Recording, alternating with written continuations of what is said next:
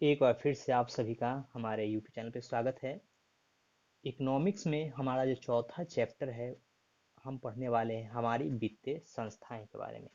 इसके बारे में जानेंगे, इसके बारे में क्या वित्तीय संस्थाएं से क्या है, भारतीय वित्तीय संस्थाएं के प्रकार के बारे में जानेंगे, भारतीय कौन कौन सी वित्तीय संस्थाएं हैं। सबसे जो इस चैप्टर का सबसे अगर कहा जाए सबसे महत्वपूर्ण सवाल, तो यह है कि वित्तीय संस्थाएं से आप क्या समझते हैं। वित्त मतलब क्या होता है? वित्त मतलब होता है धन, आर्थिक। इसका अगर इंट्रोडक्शन में कहा जाए तो हम कह सकते हैं कि इंसान को अपनी आवश्यकताओं को पूर्ण करने के लिए धन की आवश्यकता होती है। क्या होती है? इंसान को अपनी आवश्यकता पूर्ण करने के लिए क्या है? धन की आवश्यकता होती है। और वह धन जिस माध्यम से या जिससे भी प्राप्त होता है वह क्या कहलाती है? वित्तीय मदद कहलाती है। जैसे अगर कहा जाए कि अगर आपको पढ़ने के लिए पैसे की आवश्यकता होती है तो आप पैसे अपने पिताजी से लेते हैं। तो ठीक उसी प्रकार एक व्यापारी, एक किसान, एक मजदूर, एक उद्योगपति, इन सभी को भी अपने व्यापार, अपने कार्य को चलाने के लिए कुछ न कुछ धन की आवश्यकता होती है। वह धन उन्हें जिस माध्यम से प्राप्त होता है उसे हम वित्तीय संस्थाएं कहते हैं। तो सबसे पहली ही चीज कहता है, वित्त से अभिप्राय क्या है? वित्त से अभिप्राय कार्य को चलाने के लिए आवश्यक पूंजी है। नहीं, आप लोग सुने होंगे वित्त मंत्री, मतलब क्या है कि जो जहां से पैसे आते हैं उसके मंत्री कौन होते हैं? जो फाइनेंस मिनिस्टर होते हैं। क्या है? फाइनेंस। फाइनेंस कौन होते हैं? जो आपको धन देते हैं। क्या कहते हैं कि फाइनेंस किए हैं। नहीं, गाड़ी हम फाइनेंस पे लिए, मतलब क्या है कि गाड़ी को लोन पे लिया गया है, मतलब कर्ज पे लिया गया, और वो कर्ज जिस माध्यम से मिलता है उसे क्या कहते हैं? वित्तीय संस्थाएं कहते हैं। कहता है अगला जो पॉइंट है, कहता है आप पूछे कि वित्तीय संस्थाएं क्या है, तो आप लिख सकते हैं वित्त से अभिप्राय अभिप्राय कार्य को चलाने के लिए आवश्यक पूंजी से। कहता है उत्पादन में, कहता है उत्पादन में पूंजी की आवश्यकता दिन प्रतिदिन खर्च को पूरा करने के लिए, पूंजीगत वस्तु खरीदने के लिए, मजदूरों को वेतन देने के लिए एवं उच्च माल खरीदने के लिए होता है। कहता है आप फैक्ट्री में भी देखिएगा तो उत्पादन के लिए, प्रतिदिन खर्च के लिए, मजदूरों को पैसा देने के लिए, कच्चा माल खरीदने के लिए, इन सभी के लिए क्या है? धन की आवश्यकता होती है। और यह धन जिस माध्यम से भी उन्हें प्राप्त होता है वह क्या कहलाती है? वित्तीय संस्थाएं कहलाती है। कहता है वित्त की इन आवश्यकताओं को पूर्ण करने वाली संस्थाएं क्या कहलाती है? वित्त कहलाती है। जैसे किसानों को बीज खरीदने के लिए, मशीन खरीदने के लिए, इन सभी के लिए जो भी धन उन्हें उपलब्ध कराता है वह वित्तीय संस्थाएं कहलाता है। अगर हम अपनी भाषा में या इसका डिफिनीशन दे तो कह सकते हैं हमारी देश की वे सभी संस्थाएं, क्या है? हमारी देश की वे सभी संस्थाएं जो लोगों की क्या है? जो लोगों की आवश्यकताओं को पूर्ण करने के लिए, आवश्यकताओं में कुछ भी आ सकता है, उनका दैनिक खर्च, उनका लाइफ स्टाइल का वस्तु, फ्री रेफ्रिजरेटर, व्यवसाय करने के लिए, इन सभी के लिए जो मुद्रा संबंधी क्या है? जो पैसे संबंधी कार्यों का संपादन करते हैं, मतलब जो कार्य उनकी दिखती है, या कह सकते हैं वित्तीय संस्थाओं के द्वारा है। क्या है? वित्तीय संस्थाओं के द्वारा ही हमारे देश के कृषि, उद्योग, व्यापार जैसे आर्थिक क्रियाओं को करता है। आर्थिक क्रियाओं के लिए मुद्रा का क्या है? मुद्रा का प्रबंधन करते हैं। प्रबंधन करते उन्हें क्या कहते हैं? वित्तीय संस्थाएं कहते हैं। वित्तीय संस्थाएं मुख्य रूप से क्या है? वित्तीय संस्थाएं मुख्य रूप से तीन तरह के क्या है? आपको कर्ज देते हैं। पहला कर्ज मतलब क्या है? कर्ज की जो अवधि होती है वो तीन तरह की होती है। पहला होता है अल्पकालीन, दूसरा मध्यकालीन, और तीसरा होता है दीर्घकालीन। अब देखिएगा, अल्पकालीन वैसे ऋण को कहा जाता है कि अल्पकालीन वित्तीय मदद वैसे मदद को कहा जाता है जो क्या है? आपको एक साल के लिए दिया जाता है। कि आपको कोई आदमी अगर एक साल के लिए, या कोई बैंक अगर आपको एक साल के लिए कर्ज देती है तो वह क्या है? अल्पकालीन ऋण कहलाती है। इसके बारे में चर्चा करेंगे कौन सा बैंक आपको अल्पकालीन देती है, कौन मध्यकालीन देती है, कौन दीर्घकालीन देती है। मध्यकालीन में क्या है कि 1 से 5 वर्ष, क्या है 1 से 5 वर्ष के लिए जो आपको लोन दिया जाता है, जो कर्ज दिया जाता है, वह क्या है मध्यकालीन। और दीर्घकालीन क्या है कि आपको 5 से लेके 20 वर्ष तक या 20 से ऊपर से भी ज्यादा जो दिया जाता है वो क्या कहलाता है, दीर्घकालीन कहा जाता है। तो अब हम चर्चा करेंगे कि भारत में कौन कौन सी वित्तीय संस्थाएं हैं, उसके ऊपर गौर से देखेंगे। अब हम इस तरह देखते हैं भारत की वित्तीय संस्थाएं। तो देखिए भारत में वित्तीय संस्थाएं दो तरह की हैं। पहला आपको कहता है राष्ट्रीय, क्या है, पहला आपको राष्ट्रीय वित्तीय संस्थाएं हैं, तो दूसरा आपको है राज्य वित्तीय संस्थाएं। राष्ट्रीय वित्तीय संस्थाएं क्या है, भारतीय मुद्रा बाजार, और दूसरा है भारतीय पूंजी बाजार। अब देखिए भारतीय मुद्रा बाजार मुख्य रूप से क्या है कि वैसे वैसे बैंक या वैसे संगठन जो क्या है कि आपको अल्पकालीन, क्या है, अल्पकालीन एवं मध्यकालीन के लिए आपको क्या है पैसा देती है, वो क्या है कि भारतीय मुद्रा बाजार के अंतर्गत आता है। और दूसरा कहता है आपको भारतीय पूंजी बाजार। तो भारतीय पूंजी बाजार में क्या होता है कि यह लंबा समय के लिए, मतलब क्या है, आपको 10 साल 20 साल या देश के विकास या बड़े बड़े उद्योगों के लिए क्या करती है, आपको ऋण देती है।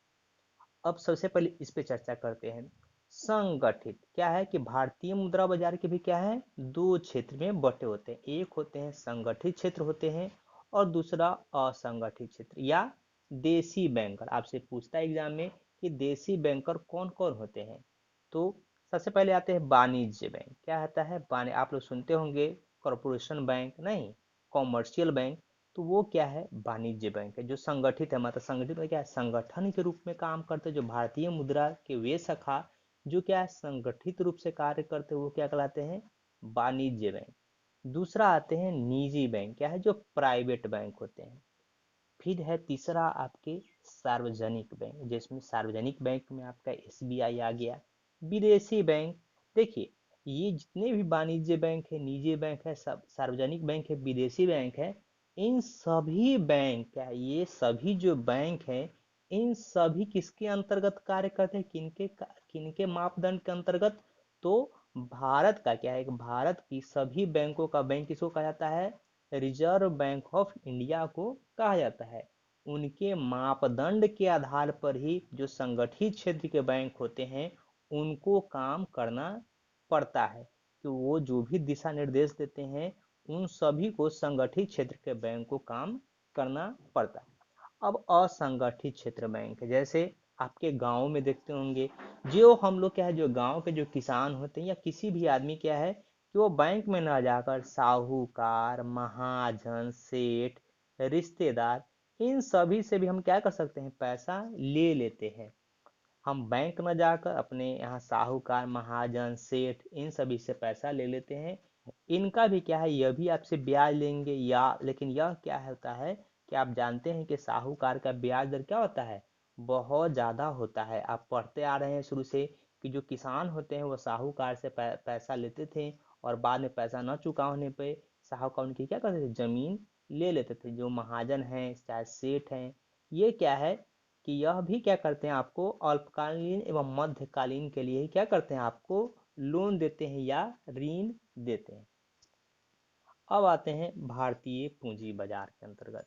तो भारतीय पूंजी बाजार में क्या होता है, मुख्य रूप से क्या है कि बड़े बड़े मार्केट, क्या बड़े बड़े जो कंपनी होती हैं वो जो अपना शेयर, क्या है जो अपना शेयर डायरेक्ट बेचते हैं, क्या है डायरेक्ट बेचते हैं, जो प्राथमिक बाजार कहलाता है उसी को क्या कहते हैं प्रतिभूति प्रतिभूति बाजार कहते हैं। दूसरा औद्योगिकी बाजार, आपने मुंबई में देखा होगा औद्योगिकी बाजार क्या है, मुंबई में बहुत ही ज्यादा इसे स्टॉक एक्सचेंज, क्या है स्टॉक एक्सचेंज जो है वह क्या है कि औद्योगिकी बाजार है, जिसमें बड़ी बड़ी कंपनी क्या करती है अपनी शेयर, क्या है आप लोग सुनते होंगे सेंसेक्स अप डाउन, ये सब का नाम सुनते होंगे कि सेंसेक्स नीचे आ रहा है ऊपर आ रहा है, तो वह क्या है औद्योगिकी बाजार है, जिसे द्वितीय बाजार भी कहा जाता है।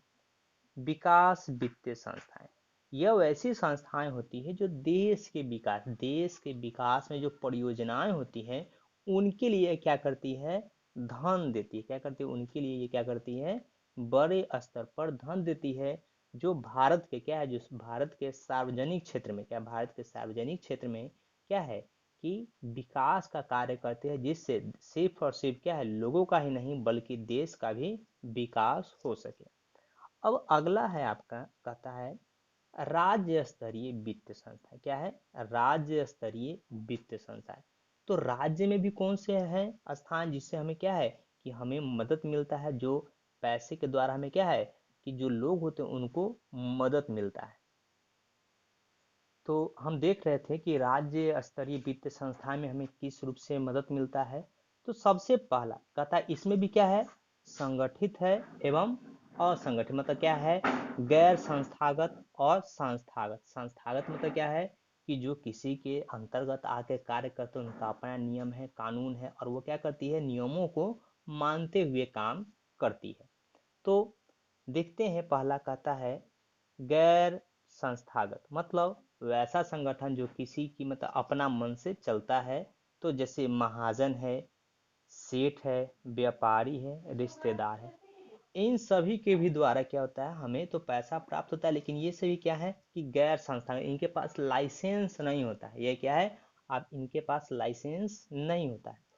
और वही संस्थागत में आते हैं तो कहता है सहकारी बैंक है। क्या है आपका, जो सहकारी बैंक है, भूमि विकास बैंक है, व्यापारिक बैंक है, क्षेत्रीय ग्रामीण बैंक है, या नाबार्ड एवं अन्य है।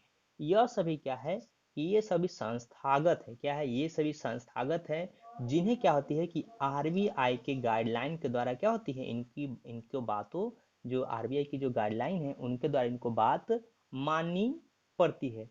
तो यह राज्य स्तरीय क्या है, वित्तीय संस्थान है। अब देखते हैं, कहता है राष्ट्रीय वित्तीय संस्थाओं के बारे में। तो कहती है कि राष्ट्रीय वित्तीय संस्थाएं क्या है। कहता है ऐसी वित्तीय संस्थाएं जो राष्ट्रीय स्तर पर वित्त प्रबंध करती है, उसे राष्ट्रीय वित्तीय संस्थाएं कहते हैं। मतलब कि देश के क्या है कि देश के राष्ट्रीय स्तर पर क्या है कि राष्ट्रीय स्तर पर जो वित्त आपको प्रदान करता है वो क्या कहलाती है, राष्ट्रीय वित्तीय संस्थाएं कहलाती है। साधारण सा है, राष्ट्रीय वित्तीय संस्थाएं मतलब क्या है, तो हम कह सकते हैं कि जो राष्ट्रीय स्तर पर लोगों को वित्तीय सेवाएं प्रदान करती है, उसे हम क्या कहते हैं, राष्ट्रीय वित्तीय संस्थाएं कहते हैं। तो जैसा कि हम पहली बार चर्चा कर चुके थे कि राष्ट्रीय स्तर पर वित्त के क्या है, दो अंग हैं। भारतीय मुद्रा बाजार, पहला ही देखते हैं भारतीय मुद्रा बाजार क्या है। तो कहता है ऐसा मौद्रिक बाजार। क्या है, ऐसा मौद्रिक बाजार, मतलब मौद्रिक मतलब क्या है, मुद्रा का बाजार, जहां उद्योग एवं व्यवसाय के लिए क्या है, जहां उद्योग एवं व्यवसाय के लिए अल्पकालीन एवं मध्यकालीन वित्तीय व्यवस्था की जाती है। मतलब उद्योग के लिए एवं व्यापार के लिए या कृषि के लिए क्या है, उद्योग या व्यवसाय के क्षेत्रों में विकास करने के लिए क्या है कि मध्यकालीन एवं अल्पकालीन, मतलब 1 साल या 5 साल के लिए पैसा दिया जाता है। तो वह क्या कहलाता है, भारतीय मुद्रा बाजार कहलाता है। कहता है भारतीय मुद्रा बाजार को क्या है, भारतीय मुद्रा बाजार को संगठित एवं असंगठित क्षेत्र में क्या है, विभाजित किया गया है। संगठित क्षेत्र एवं असंगठित। संगठित मतलब बताया है क्या कि जो आरबीआई के गाइडलाइन को मानती है वो क्या कहलाती है, संगठित क्षेत्र कहलाती है। और जो संगठन अपने मन से चलती है या जिसको हम देसी बैंक भी कहते हैं वो क्या कहलाता है, असंगठित क्षेत्र कहलाता है।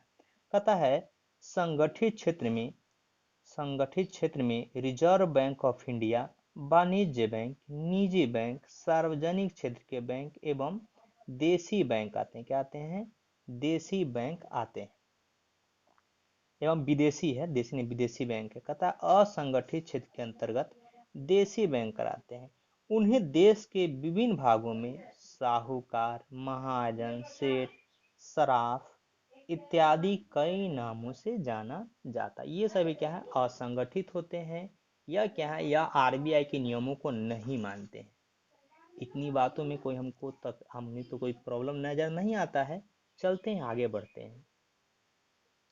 अगला कहता है रिजर्व बैंक ऑफ इंडिया। कहता है यह देश का केंद्रीय बैंक है। इसे हम लोग कहते हैं बैंकों का बाप भी कहते हैं, या बैंकों का बैंक भी किसको कहते हैं?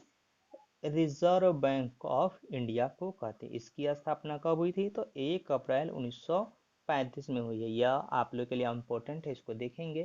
कहता है, अगर पूछ सकता है आपसे, एग्जाम पूछेगा कि रिजर्व बैंक ऑफ इंडिया के कार्यों को लिखें। क्या है? रिजर्व बैंक के कार्यों को लिखें।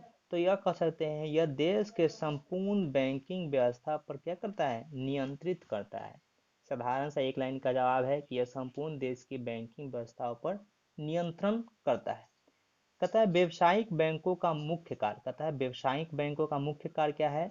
तो व्यवसायिक बैंकों का मुख्य कार्य जनता की बचत के रूप में स्वीकार करना है। मतलब अगर देखा जाए, बैंक का जो सबसे प्रमुख कार्य क्या है कि लोगों की जो बचत है उसको क्या करना है? स्वीकारना, उसको जमा करना है, तथा उद्योग एवं व्यवसायों को उत्पादन के लिए ऋण प्रदान करना है। क्या है कि जो जनता के द्वारा जो पैसा वो इकट्ठा करेंगे, उन पैसों को वो क्या करेंगे? तो उद्योग एवं जो व्यवसाय के लोग हैं, करने वाले लोग हैं, उनको क्या करना है? ऋण देना है, कर्ज उनको देना है। कहता है हमारी अर्थ, क्या कीजिएगा, लॉकडाउन में सब चीज देखना पड़ता है, और बाहर में है तो हमारा जो डॉगी है वो कुछ ज्यादा ही बोल रहा है। चलिए उस पर ध्यान नहीं देते हैं, आगे बढ़ते हैं। कहता है हमारी अर्थव्यवस्था में, क्या हमारी अर्थव्यवस्था में बैंकिंग के महत्व को देखते हुए, कि मतलब हमारे आम जीवन के महत्वता को देखते हुए सरकार ने 1969 में देश के प्रमुख व्यवसाय बैंकों का राष्ट्रीयकरण किया था, जिसका अर्थ यह है कि बैंक अब सरकार के नियंत्रण में काम करती है। जो भारत के मुख्य जो बैंक हैं, जो सार्वजनिक क्षेत्र के बैंक है, आप जितना भी बैंक देखिएगा, SBI, Punjab national bank, Indian bank, ये सभी बैंक क्या है कि यह केंद्र सरकार के गाइडलाइन के अंदर क्या होती है? यह चलती है। इनका मुख्य उद्देश्य समाज के पिछड़े वर्ग को क्या करना है? वित्तीय सहायता प्रदान करना है। तो उम्मीद करते हैं कि इतनी बात आज हम रहने देते हैं। आज इंट्रोडक्शन है तो इतनी बात को समझ गए। तो मैं फिर से थोड़ा बहुत जिक्र करता हूँ कि जो भारतीय वित्तीय संस्थाएं हैं वो क्या है? 2 प्रकार में बटे होते हैं। एक है क्या? एक भारतीय मुद्रा बाजार है और दूसरा भारतीय पूंजी बाजार है। भारतीय मुद्रा बाजार में क्या होता है कि यह मध्यकालीन एवं अल्पकालीन के लिए क्या करती है? ऋण प्रदान करती है। तो वही भारतीय जो पूंजी बाजार है वो क्या करती है? बड़े आकार पर पैसा क्या करती है? जमा करती है। तो